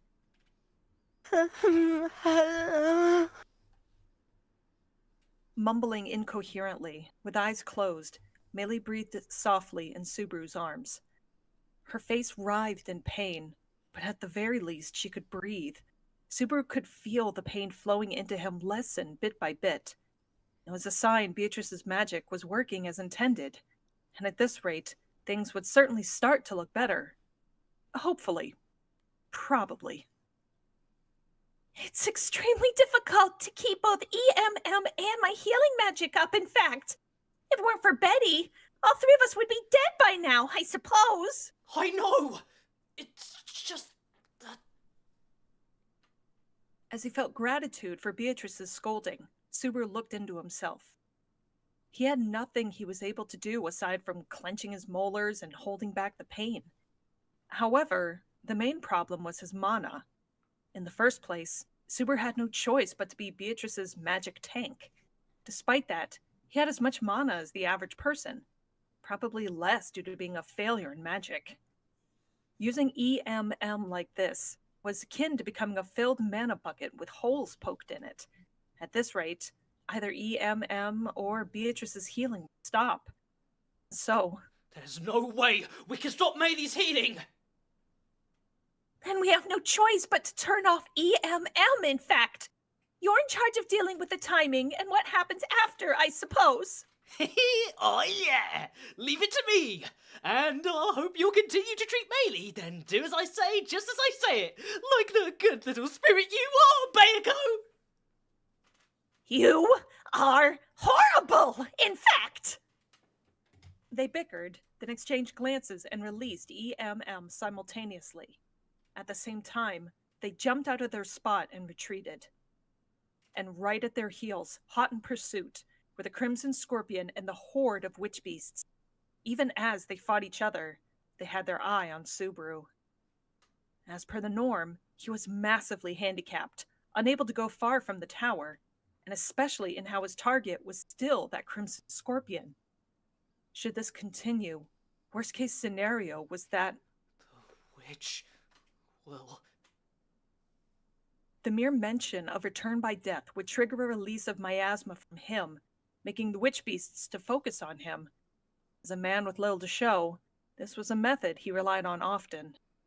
He was already in a dangerous spot, but on the off chance the Crimson Scorpion would remain fixated on him as it had been, He could use this card to force the witch beasts and the scorpion to begin fighting each other more violently.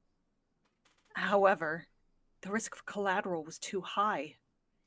Should Beatrice, Meili, and Subaru fall, at the very least, Rom would too shortly after, due to Subaru carrying most of her burden on his own body. Through Corleones's power, all involved were stuck on the same boat. It was puzzling how Regulus had managed to lead such a lonely life, despite being the owner of an authority of this sort. EMT! On the limits of his worthless thoughts, he sensed a future of the luster's blast and being evaporated away. Thus Subaru parched his throat upon the premonition of death and activated the second of his original magic. EMT eliminated EMM's disadvantage of immobility, an anti-magic which successfully negated all kinds of magic head-on. In principle, as long as it was something fired whilst tinged with mana, there was nothing this magic could not negate. However, I ended up using our trump card just 5 seconds after calling off EMM! too pathetic to even be called pathetic. Rather than that, he continued to lose all means of striking next, and had been wholly and seriously cornered. Continuing to aim for Subaru and the rest, the tail stinger of the Crimson Scorpion, the flames of the Hungry Horse Kings, along with a variety of other witch beasts, all attacked towards them, seeking to reduce them to cinders. Inhaling, Subaru stiffened his body. He must use the third and final of his original magic, or they would not be able to break through the situation. However, that one had not been perfected yet. Should he fail, then there lay the possibility of the result being the three of them drifting in imaginary space. I don't trust myself enough to gamble on some last-moment awakening! Even if he had admitted Natsuki Subaru to be a pretty great guy, he did not blindly believe he was some super guy capable of breaking through any situation whatsoever. He was bad at giving up, simply that. Even if he were held down, he would simply stand up a greater number of times. In other words, that meant he was often held down as well. This is no place to show how much of a habitual loser I am. Though it is an unfavorable gamble. You claim to be able to manage through simple obstinacy and appearances, though that too is truly a decision befitting of yourself. It was the instant Subaru had determined he had no choice but to test it out. An abrupt voice descended from overhead, and a shadow slipped into the space between the attacks and Subaru's group. It was far too dazzling, so much so that Subaru subconsciously closed his eyes. Without metaphors, it truly was dazzling, because the shadow was gleaming in the hues of a rainbow. Oh, Clauseria! The next instant, against the assailing strikes, a light that slashed down the lights was fired. Shockwaves of destruction, scorching flames, a blitz with life on the line. A black light declined them all. Overflowing waters swallowed them. The whipped-up sandstorm averted the energy. A deed of controlling nature in the truest sense, and the one to perform this deed was someone with an elegant back who had landed atop the sand, having swung a long, slender knight's sword. There were certain circumstances, so I rushed my way here. It seems there was a precarious position. Pronouncing so, turning towards Subaru was, of course, the finest of knights, Julius Jaculius. Even with his outfit tainted by blood and sand at multiple spots, he stood there calmly. Clad in the radiance of the rainbow, his standing form was more graceful than ever before. His gallant arrival made Subaru's voice quiver as he said, "Julius." You... I sent you a message asking you to go help in other dangerous situations once you were done! Yes, I did hear so, hence I came here. I'm sorry, but even when compared to all others, I judge this place to be the most dangerous. Shut up! What's with that wound on your face? What about Reed? I was utterly defeated. He entirely took his leave with his victory. So damn lame! You should have just won then! We would have died if you hadn't come here, so... I'll say it only once, but thanks! Hearing gratitude mixed within harsh words, Julius laughed with a white scar below his left eye having been removed. An irritating attitude, but it seemed he had finished his battle against Reed by himself and gained something for himself. It's proof. Did you reconcile with your quasi-spirits? To be precise, those girls bloomed from being buds and gained the sublimity of spirits. Also, to say we reconciled would not be adequate either, since there was never any discord between us. Encircling the smiling Julius's surroundings were 6 quasi-spirits. No, spirits whose illumination had been augmented. Upon his name being plundered by the authority of gluttony, the connection between them had also vanished. The spirits had followed him without lending any strength, their turmoil lasting. However, with both sides' trenches filled, they reared a bond greater than before. Smartly rebinding the contract with the 6 spirits had been an outrageously transparent play. Meanwhile, I've got my hands full just hitting on Bearco. You're a damn bastard who's hard to swallow. Incredibly, I have been swallowed before. That's not funny! You're acting like a bit too clear-headed, you know! Subaru's eyes rounded, seeing Julius turn even his experience of the tragic ruin brought by the authority into humor. Since he had used the phrasing, taking his leave with his victory, and he must have settled things with Reed. Since Reed's flesh body was supposed to belong to Roy Althard, then it would be natural to think he had concluded matters with one part of gluttony. And the fact that Julius had not alluded to that potential hazard meant that they had succeeded in incapacitating Althard unmistakably. Julius! You arrived at just the right time, I suppose. Lenkua, in fact. Understood. Julius instantly bowed at Beatrice's call. He also judged in a moment what Melee's condition, who was in Subaru's arms, was. From the 6 spirits, he projected ahead the spirit that governed water, the blue Kua, and its tender power poured healing mana into Melee's body along with Beatrice's magic. On top of that... So, there is a need for me to buy time. Yeah, as you can see, Shawla's going ham after turning red. But you think you can do it? Didn't you just lose to a red dude? To express the intent to make up for a loss due to that reason would be a discourteous attitude towards a lady. Avowing to confront head-on, Julius braced his night sword and confronted the Crimson Scorpion. Shala. The compound eyes, though, showed no will before the knight's form. Its intent to murder was still directed towards Subaru. Anything in between were mere hindering obstacles. That was its attitude towards the spirit knight, Julius, who had elevated himself to a level greater. Subaru, I shall handle Miss Shala. Anything other than that... You're gonna say, handle it by yourself. Yeah, got it. No. Cooperate with Beatrice-sama and succeed. About 70% of everything I can do in these situations counts on Bearco. You know? Quite frankly, even 70% was a very ostentatious number.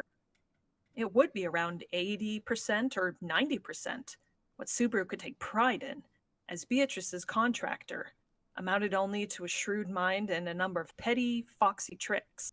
So even 95% would not be a strange figure. Regardless. You're a lifesaver for coming back. You, too, seem to have reevaluated your own worth, which delights me more than anything. With a close exchange, Subaru and Julius focused on their respective duties. In order to make sure none of the Witch Beast's attacks reached Subaru at all, Julius advanced ahead and exposed himself to the rain of blades and abated damage in his rear. On the other hand, Subaru kept Melee away from the damage being done by the witch beast and concentrated on buying time until the condition for their victory was fulfilled, while she remained on the verge of death. A sensation of astonishment. Subaru lifted his face as if it had been flicked away. The reason lay on the Pleiades watchtower, on an anomaly that had occurred inside it. It was... Ram's response disappeared. The breath volcanica had let loose, swooped down upon the uppermost stratum in the form of azure light.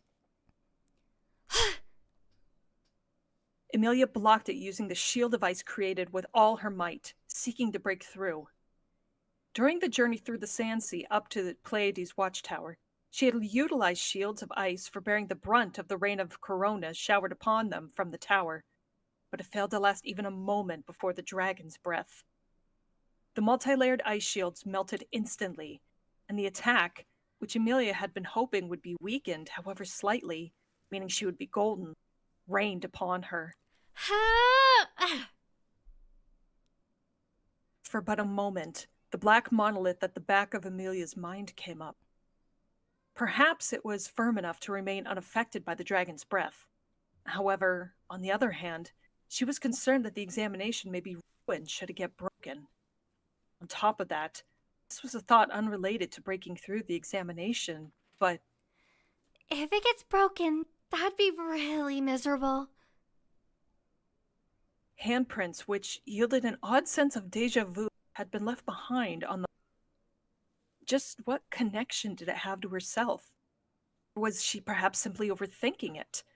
However, she wished to ascertain the identity of that sensation.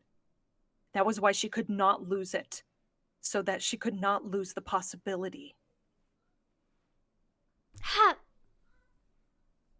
She converged as much mana as miraculously possible and evolved it into icicle. Though Amelia possessed mana enough to surprise even her own self, she could not manipulate those vast amounts of mana all at once. Regardless of how much mana there was within her, the quantity she could bring forth at once solely amounted to the capacity of her gate. Yet Amelia boasted output more than 10 times that of an ordinary magician, but the forte of having lived many years as a spiritual arts user further expanded her potential. Magicians utilize their mana stockpiled within themselves and through their gates meddled with the world. Spiritual arts users utilize the mana in the atmosphere and borrowed the strength of spirits to meddle with the world.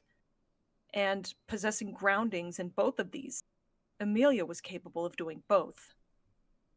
Though the amount of water capable of coming out of a tap was fixed, should that water be stored in a bucket, even greater quantities of water could be used. Amelia executed this using her own flesh body in the world, halting the mana overflowing from her in the outside world, and utilizing maximal magic heedless of the gate. Absolute zero. And that was what Subaru had named it, speaking empty theories on how its materialization would perhaps be arduous. It was enough to end a real battle with a single blow. That point in time, or thereabouts, was around the same timing as Subaru had exclaimed it to be miraculously unbelievable. Therefore, Amelia had entered into a contest she had never once succeeded in.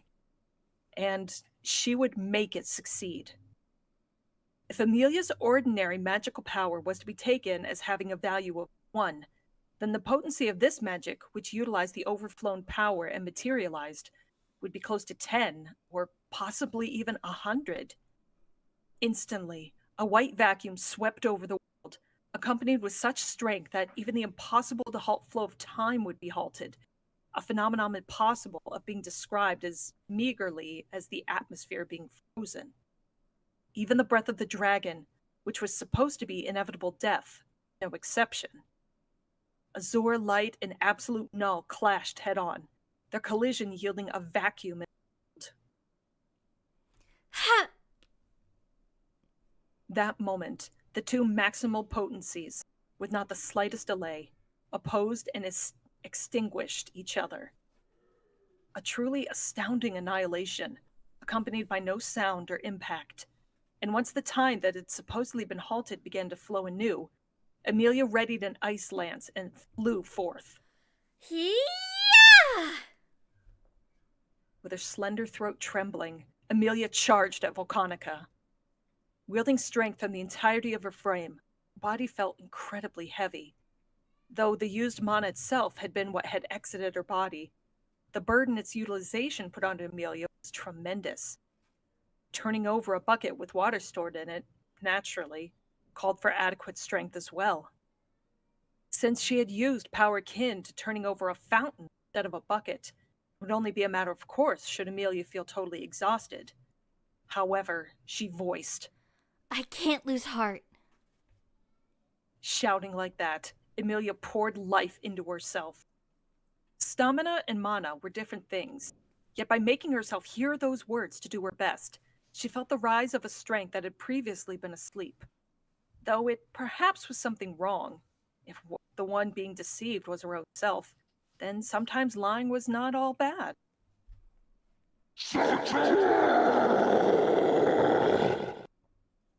With its breath having been defeated against, Volcanica swung its forelimbs and tail whilst roaring. A shock charged in from outside her perception, and Amelia defended against it by relying on the sensation of the icicles deployed in her surrounding. As the 7 ice warriors that had been generated were shattered, they assisted Amelia's body.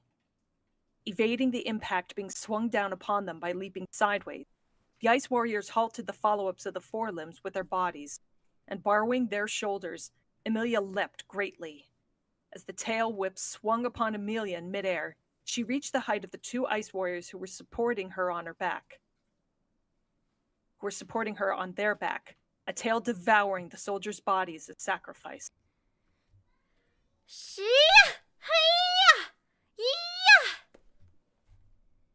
Borrowing strength by way of their noble sacrifice, Amelia hammered in the ice lance, rotating her body, though it was not sufficient enough to pair the divine dragon's outer layer, but enough to catch his attention. Evading the forelimbs swung in annoyance as some of her hair got sliced off, Amelia successfully charged into Volcanica's bosom while risking her life. From that position, That white scale. if only it could be touched. If only it could be successfully attacked. Pondering so, Amelia looked overhead. The divine dragon, once again close enough to touch, with its white scale, which was difficult to take a direct look at. Right before her, Amelia widened her eyes. The reason being astonishment. It had not been a scale that had turned white. It was not. Present there was a white scar, large enough to be mistaken for a scale. An old wound? The wound had already been closed, and would surely not ache upon being touched. However, the divine dragon disliked the wound simply being touched, bringing him much agony. Comprehending that it was involved with Volcanica's unerasable memories, Amelia's breath hitched. Taking advantage of her hesitance, Volcanica flapped its wings. Volcanica's ginormous frame ascended above at once, leaving Amelia behind as she stretched her hand. Amelia greatly lamented her own failure. This was the most unfavorable situation, of crossing lances with an existence possessing wings. Should she be arbitrarily attacked from a location beyond her reach, the liabilities put on her would accumulate in the blink of an eye. No! Amelia instantly put her hands on the floor, and from her feet arose ice. Extending the foothold of ice she had improvised and produced towards the sky, Amelia pursued and desperately reached for Volcanica, who was attempting to fly upward. However, even that foothold of ice hit its limit by 10 meters, 20 meters, and the distance beyond that point was outside of her reach. Everyone, please! Ice warriors responded to Amelia's call and further raised the ice. The soldiers of ice climbed up to the tip of the foothold, which had met its end, then sprung from there at once, then jumping further by stepping on the back of the sprung soldiers,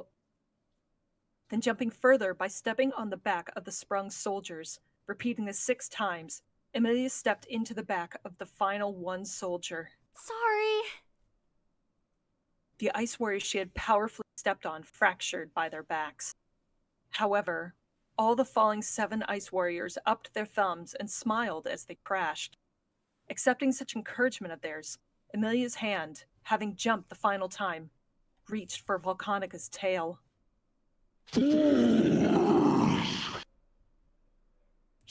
It drew back its tail along with that single word, and Amelia's fingers grazed the air.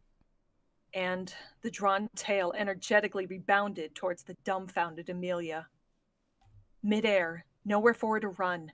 Even if she were to produce a shield of ice in haste, the strength that would reach her after shattering it alone would be sufficiently lethally destructive for Amelia.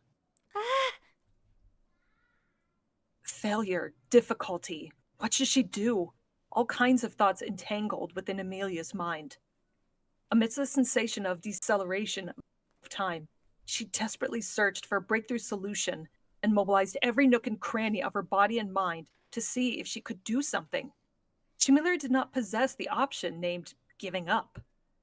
Because none of the people Amelia dearly loved, not a single one of them, chose to give up. That was why. I won't give up either. However, mere mighty words could save no one. As though to teach her of that transiency, the tail whip of the divine dragon, cognizant of a long length of time, drew near Amelia. Amelia! At that instant, stormy wind coming from directly below faintly assisted Amelia's ascent. Her body raised by the upward wind, Amelia's situation faintly changed. From a situation where death had a probability of 100% to a situation where death had a probability of 90%. And that 10% probability of survival was made perfect use of by Amelia, who was ignorant to giving up. Aiming for Amelia's head, the tail of the divine dragon was swung. With the ascent increasing in momentum, the aim of that whip of the tail slipped from Amelia's head to her torso. Comprehending this from her instinct rather than from her senses, Amelia folded in her knees the best she could. Seeking to evade the range of her strike by making her body smaller, Amelia's tiptoes grazed past the swing of the tail, and the fearsome impact made Amelia's body twirl at an incredible speed. Whoa! As she held her knees, Amelia's body was blown straight upwards. Whilst engulfed in an impact such that it felt as if her internal organs would burst out from her head, Amelia gnashed her teeth, generated a foothold of ice in the sky, and forcefully halted her body. An explosive sound echoed, and Amelia, having taken the impact with her entire body, looked downward with tears in her eyes. In Amelia's field of vision, for whom the ground and the heavens had been turned around due to using the ceiling of ice created in the skies as their foot, Volcanica's head and the distant shadow of a person who had appeared from the staircase that led to the first floor were visible. To be precise, it was not a shadow of a person. It was the shadow of a person and of a ground dragon. Ram and...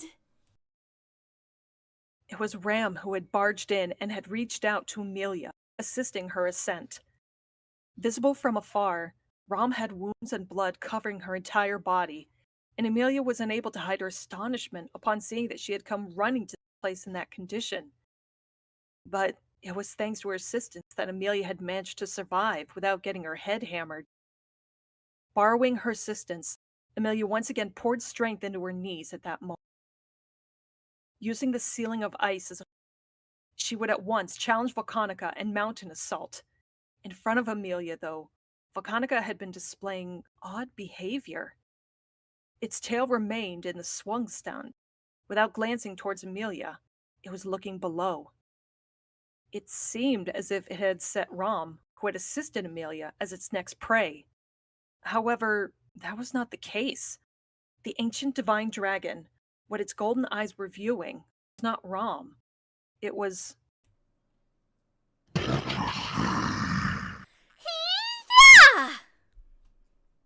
With energy that drowned out Volcanica's mumbling, Amelia's body shot itself downward. Half a moment later, Volcanica glanced upward. Its tail shattered the ceiling of ice. Too late. Emilia's form was already gone from there, and was not even in front of Volcanica, aiming for its throat. Emilia's fired form created a different foothold of ice.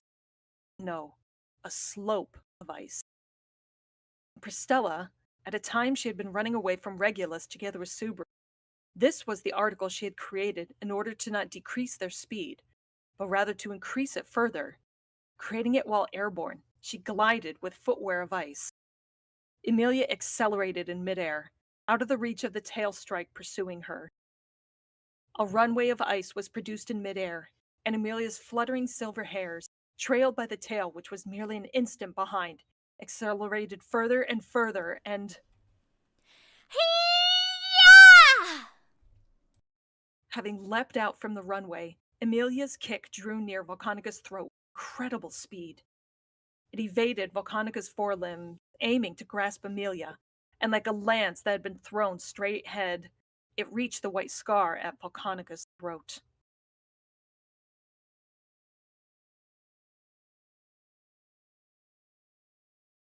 With the white soles of Emilia's shoes capturing its throat, Volcanica screeched once again. She let out a shout of "Kia!"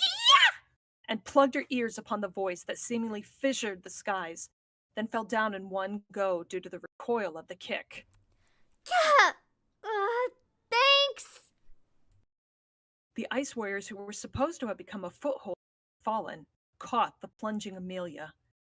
Saved by the light impact, Emilia stood up at that spot. Then she confirmed that she had returned to the uppermost stratum and that Volcanica was agonizing high in the skies. Afterwards, she once again dashed towards the monolith at the central pillar. Running, dashing, she sprinted towards the handprint of the monolith, the one that gave her a sense of deja vu. I knew it. Reaching the monolith, she pressed her hand this time with no hindrance. Though the monolith was shaken by her energy and impact, Emilia's hand matched the handprint in question perfectly. She did not know how many people possessing identical hands existed in this world, but at the very least, this handprint on the monolith belonged to someone whose hand was identical to Emilia's. And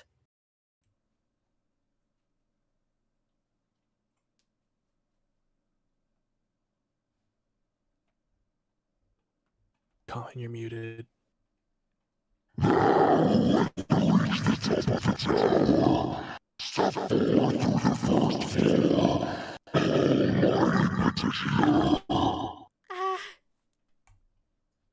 the divine dragon descended whilst flapping its wings towards Emilia, who had placed her hand on the monolith. With its enormous build levitating in the air, having rebounded from sanity to senile state, it once again repeated its initial question. However, that question felt unlike the initial one, which had seemingly stemmed from everything being the result of a trance. She felt that the questioning was surely going to commence.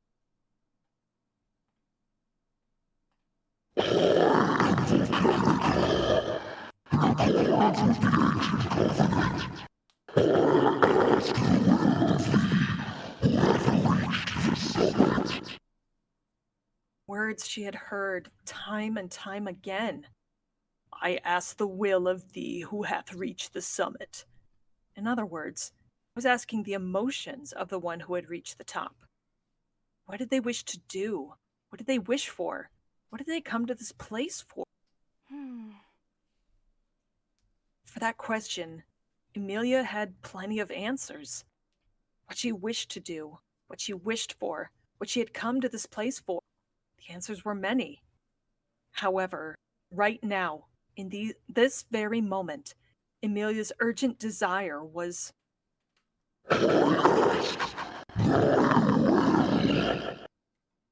As the repeated question entered Emilia's ears, she widened her eyes and opened her mouth, and loudly answered. For everyone to get along. That instant, a violent gust blew, swallowing the sand sea within. Subaru shouted, "Whoa!" as he evaded the witch beast's fierce attacks, and even Beatrice shouted, "What, I suppose?" whilst gruelingly healing Melee. The same went for Julius, who was engaged in an inhuman battle unfolding against Shala. No, his astonishment may have been greater than that. For the dusty whirlwind had concealed his field of vision, and though he had stepped back sensing danger, he had not been subject to a pursuit. And with the answer right before his eyes, Julius's astonishment increased. This is Subaru! What is it? Like, I can't see anything because of this goddamn sand! It is no problem. This way! Hearing Julius's earnest call, Subaru turned towards the direction while spitting out the sand inside his mouth. And upon doing so, he understood the reason behind Julius' desperation and widened his eyes. And that was... Shala? Subaru raised a startled voice. What had entered into his field of vision was the figure of the Crimson Scorpion, toppled, bathing in the sandy whirlwind, its multitude of legs overturned on the sand. The guardian of the watchtower had cornered them with mechanical, not displaying any response whatsoever to any attacks. An air had arisen in its actions that had been in accordance with the stars she called herself as. Did you do something? No, nothing special. I was focused on enduring its attacks. In the instant the gust of sand blew earlier. Gust of sand. That's right. That wind was... There was something off about calling the vehement wind that had swallowed Subaru and the others as gust of sand. The gusts of sand mercilessly swallowed those who entered the Agria sand dune, but since they had broken through the problematic barrier, never even once had wind blown in the environs of the watchtower. Nothing worthy of being called a gust of sand, at least. The reason why that had blown just now was... Subaru! Look, in fact! The sky! Huh? So shouted Beatrice at Subaru with her cute voice, the latter's thoughts fragmented and in disarray. Hearing that, Subaru was enticed to look upward. The alteration that occurred in Pleiades' watchtower was a sudden change easy to grasp. The clouds have cleared up. The Pleiades watchtower stretched to the heavens, piercing through the clouds. Its uppermost stratum had been literally invisible from below due to the cloud's cover. The odd clouds that had concealed the watchtower had disappeared completely. He then finally noticed the gale from earlier had been for the purpose of those clouds being dispersed. The clouds had subsided, and the summit of the tower was visible from below. What that could mean, according to Subaru's hopeful observations, was solely one thing. Did you do it, Amelia? In the whispering Subaru's perception, the comrades inside the tower were being sensed by Corleonis. Those whose sensation had disappeared earlier, namely Amelia, then Ram and Patrice, had now returned. Ram and Patrice had likely headed to support Amelia, and their labor had borne fruits there. In other words, if Subaru's thoughts were correct, The tower's rules were rewritten. Shala! Hey, Shala! Listen to me! You don't have to fight us! Not anymore! You can now freely... the reason behind the suffering of the toppled, agonizing Crimson Scorpion was perhaps due to the severing of the Covenant of Antiquity etched within herself. He was unaware of any specific details. But it was fine now. She no longer needed to suffer. Hey, Shala... Subaru! While he tried to call out to her, Subaru's nape was grasped as he approached. That moment, a sharp tail stabbed through the empty space. The gale brushed past him. The scent of burning air entered his nose, and Subaru was rendered speechless. Had Julius not stopped him just now, he would have received a direct hit. However, What was tormenting Subaru was not the sensation of death. Hey! Shola! Shola! Why is this happening? Get a hold of yourself!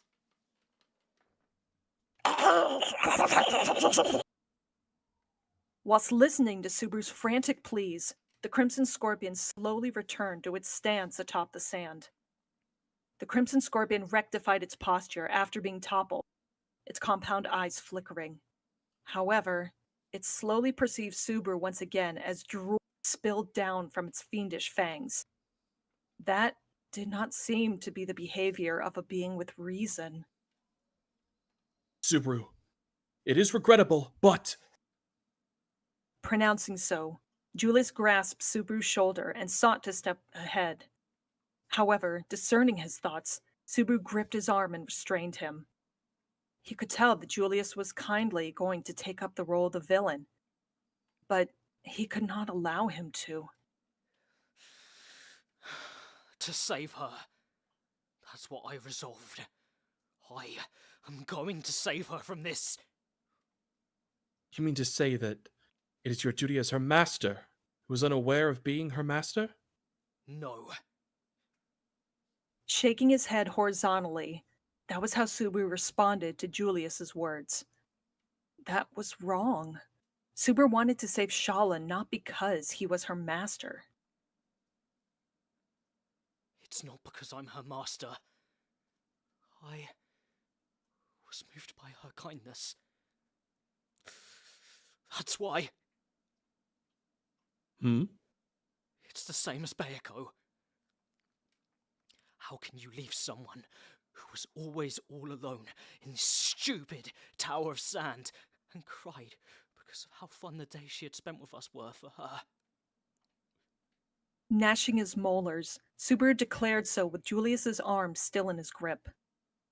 Gazing back at Subaru, Julius took a breath.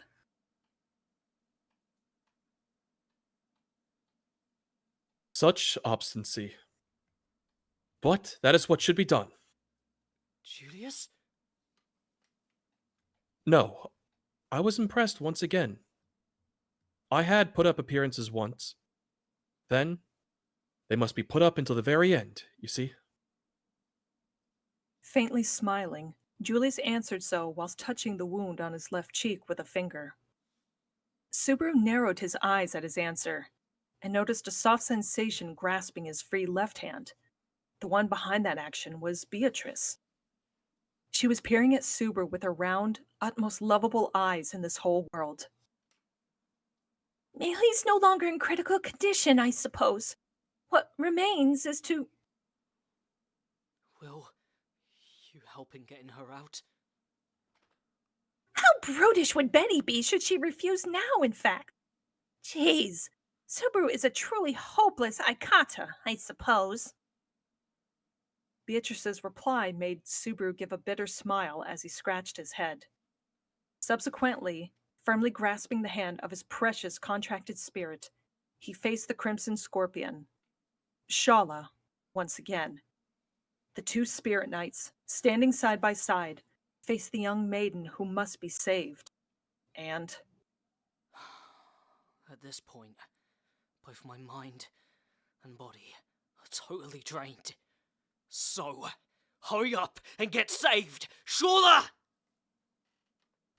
Pleiades Watchtower capture. Final overtime period. Curtains raise. And that's the end. Hey, good job, y'all. Woohoo! Whew. Whew. Great job, guys. Amazing. Monster voices are rough. They are. You were cracking me up every Yeah. time with it. I had to keep muting to stop myself from laughing. Sorry. Some of the banter in that chapter was so fun. Oh my god. Ain't it? It's great. Great times all around. Subaru mocking Beatrice in a deadly situation. She's like, what the fuck? What's wrong with you? Now is not the time. In fact. In fact. And him throwing a little, like, it's so fun seeing the inflection of you. Like, he's like, oh, thank God Julius is all right. And he's like, bitch, what are you doing here?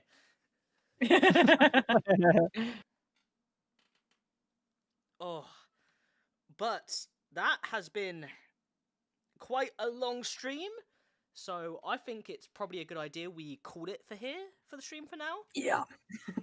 Yeah. Mhm. Thank be you quick and everyone done at with it. home for watching, and I hope you have a wonderful evening or day wherever you are. Bye-bye! Bye, Bye. everyone.